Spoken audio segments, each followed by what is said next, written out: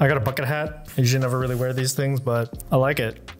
So in a past video, I talked about how to get into videography, and I gave a very bland answer of starting out with what you have.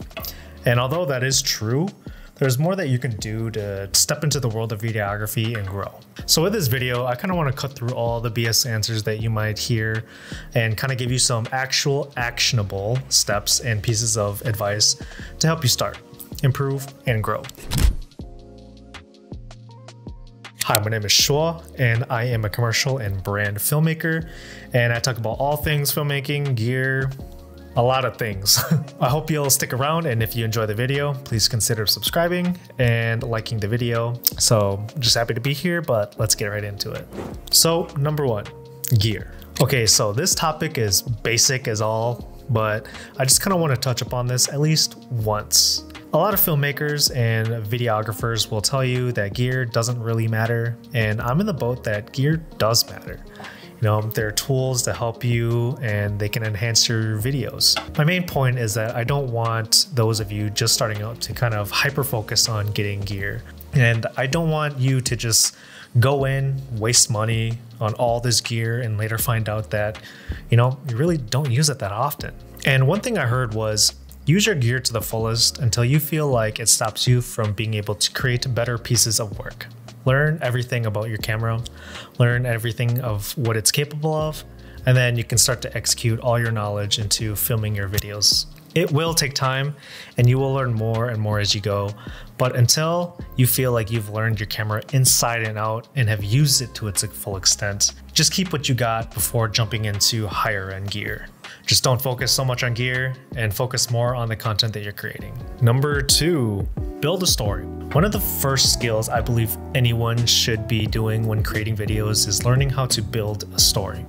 And what I mean by this is that as a pillar of all things video related, we want our audience to kind of feel something and to be able to, you know, follow the video that we're showing them. I think a great way to actually start building on this skill is to actually create food-based videos. You know, food videos follow a very linear, constructed timeline, and that goes from, you know, start to finish. This starts from the first ingredient to the finished product. You know, whether it's like a 5-course meal or even just like a bowl of cereal. This is a great way to introduce yourself to the importance of story building, and it can help you experiment with a lot of different styles of filmmaking while doing it. And another way you can kind of practice this is by vlogging. You know, when I started getting into video creation, you know, I actually had almost nothing to record. So at the end of the day, I kind of just decided to, you know, create vlogs. I think this is a great place to start constructing stories and telling it in your own way when you are filming and editing. Building a followable story is key for a large majority of your videos. The better you understand how to construct a compelling story, the better overall skills as a videographer you will be. Number three, sound design, sound and audio. Now, one of the most important things about all videos is the sound and audio.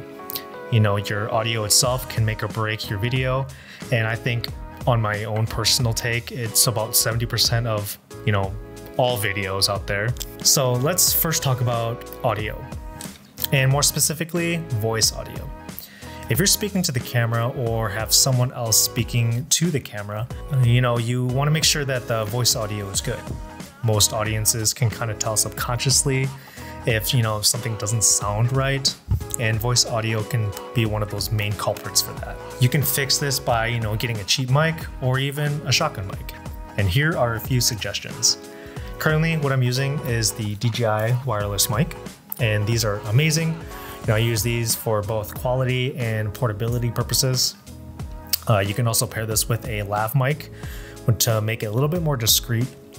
You can also invest into a shotgun mic that picks up a lot more directional bits of audio and sound, but I mean, it's kind of all preference on what you like. And next, we'll kind of dive into sound design. Now, this topic can kind of be a whole video in itself, but I just kind of want to keep it a little bit short. Sound design essentially is external sounds that you can insert to your videos while correlating to certain shots, actions, and elements within the video. Now, when building a library, it will take some time for you to build up a library of sounds as you go. Your collection will grow as you go, And a great place to start getting some free sound effects is on freesounds.com. This is a great place to start collecting sounds for your videos, and I think it's the best because it's free, you know? That's the best part about it, it's free. But yeah, so that's a little bit about sound design. So now we'll kind of get into the fourth one, which is film anything and everything. And when I say film anything and everything, I mean film anything and everything. The only way for you to actually be able to practice and try new things out, improve, and to see what it's like to film, you know, anything, is just to film anything. Whether it be a vlog, spec ads, car videos, food videos, or even YouTube videos like this, just try everything that interests you, and I know you'll grow from it. Think of everything that you film as practice to kind of hone your skills while improving at the same time. Every project you work on will set the bar for you even higher every time you go. Some of the best opportunities can kind of come from people asking you to shoot their, you know, events, portrait stuff, weddings, engagements, you know, and I know that at first that might be overwhelming. And what I would recommend for you to do is kind of do some of these unpaid, you know, kind of takes off a lot of the stress of kind of knowing that someone is, you know, taking their money and kind of giving it to you to create something for them. And I think for starting out, it can kind of be very anxiety inducing and overwhelming. But, you know, if you go with this unpaid, it's kind of like there's very little expectations for the outcome. And, you know, as you continue to do these things, once you start to feel more comfortable shooting something like these, you can kind of decide to start charging if that's what you would want to do.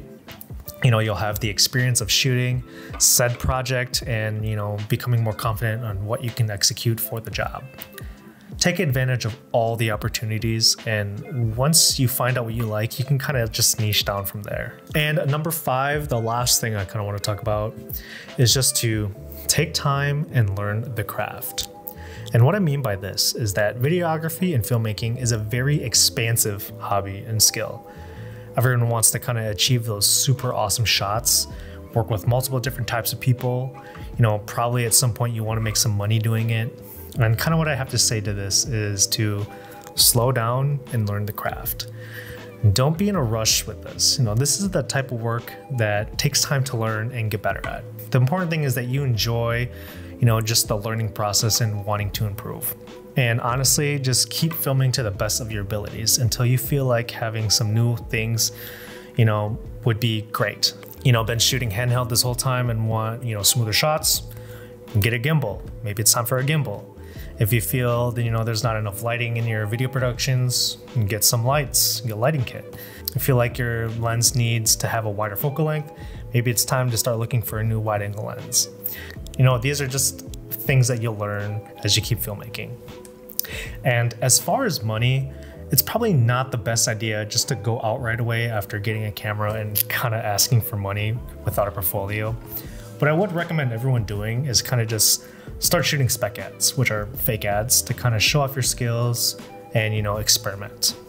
And one other thing that I did when I first started was to go in and ask local businesses to kind of shoot for them for free. And eventually they kind of led into paid gigs. You know, my point is just to learn the craft of filmmaking before you kind of just go out there and just invest fully into a whole bunch of gear, and also just, you know, going out there and expecting to get paid right out of the jump. Like most things, you have to get your reps in and improve your skills. And these are just kind of a few things that I think everyone should at least keep in mind when they're starting videography. Now remember, with videography, there's no linear way to start. You can try a lot of different things and a lot of different approaches, but how you decide you want your route to look like will be up to you. The things that I spoke about in this video are just a few things that I think someone starting out should just kind of keep in mind and also practice. But overall, don't overthink it. Don't make it too complicated. Be open-minded, experiment, and have fun with it. And if you made it this far, I appreciate you sticking through with it. I just hope that this video can help you at least start to think about how you can approach videography, and I know you'll do great. If you like this video, please give it a like and subscribe if you would like to see more content from me. You know, this is a great place. I love YouTube. Thank you for having me. I've been seeing a little bit of growth here and there, but you know, it's just great to be able to interact with all you guys. And I really hope that a lot of my knowledge can be kind of passed down to people watching this video. But until the next one, peace.